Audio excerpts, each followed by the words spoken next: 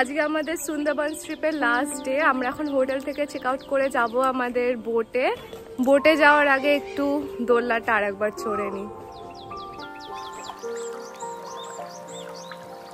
সুন্দরবনের ট্রিপের প্রথম দিন যেমনভাবে বোটে করে আমরা পাখিরালয়ে এসেছিলাম, ঠিক তেমনিভাবেই আজকে আবার ফেরার পালা। বোটে ওঠার সাথে সাথেই ব্রেকফাস্টে চলে আসলো গরম গরম ছোলে ভাটুরে আর মিষ্টি।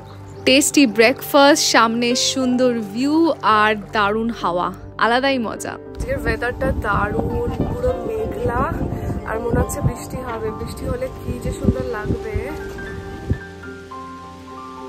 সুন্দরবনের ট্রিপ রিল্যাক্সিং এর জন্য একদম বেস্ট। সারাদিন বোটে বসে সুন্দর মনোরম পরিবেশ এনজয় করো, সাথে সকাল থেকে রাত সারাদিন বিয়ে বাড়ির মতন খাবারের ব্যবস্থা। তো মানে প্রপার ভ্যাকেশন যাকে বলে। সুন্দর জার্নি এনজয় করতে করতে চলে আসলাম গোসাবা। 1932-তে রবীন্দ্রনাথ ঠাকুর 2 রাত্রির জন্য গোসাবাতে এসে এই বিকন্স বাংলোতে ছিলেন। এখন এটা একটা পপুলার টুরিস্ট স্পট, রবীন্দ্রনাথ ঠাকুরের বাংলো বলে পরিচিত। কাঠের তৈরি এই সুন্দর বাংলো ঘুরে দেখা যায়, তবে ভেতরে ঘরগুলো পুরো খালি। বাইরেটা বেশ সুন্দর, একটা চিলড্রেন্স পার্ক মতন। এখানকার ছোট ছোট বাচ্চারা এসে সব খেলছে। গোসাবা সুন্দরবনের টাউন, সব ফ্যাসিলিটিস, মার্কেট, স্কুলস এইখানেই আছে। বিকন্স বাংলো থেকে বেরিয়ে প্রায় 15-20 মিনিট হেঁটে আমরা চলে আসলাম হ্যামিল্টনস বাংলোতে। স্যার ড্যানিয়েল হ্যামিল্টনের জন্যই সুন্দরবনের ডেভেলপমেন্ট শুরু হয়েছিল। উনি এখানে বহু বছর থেকেছেন ওনারই তৈরি করা কাঠের এই ইউনিক হ্যামিল্টনস বাংলোতে। বাংলোর পেছনেই গোসাবা ফেরিঘাট, আর বোটে করে 5 মিনিটের মধ্যেই আমরা পৌঁছে গেলাম গদখালি।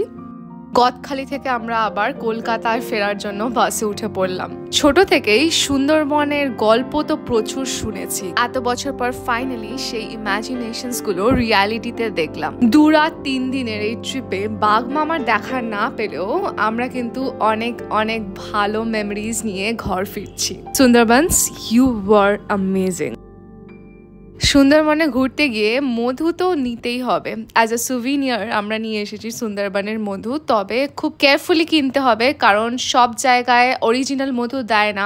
বেশিরভাগ জায়গাতেই কিন্তু ফেক মধু বিক্রি হচ্ছে। কিভাবে বুঝবে ফেক কিনা? যখন মধু নেবে একটা স্লিপ দেবে, ওইখানেই লেখা থাকবে গভর্নমেন্ট ভেরিফাইড। আমাদের 500 ml এর জন্য 250 রুপিস নিয়েছে। স্লিপ ছাড়া মধু নিও না, ওটা fake. And that's all, by.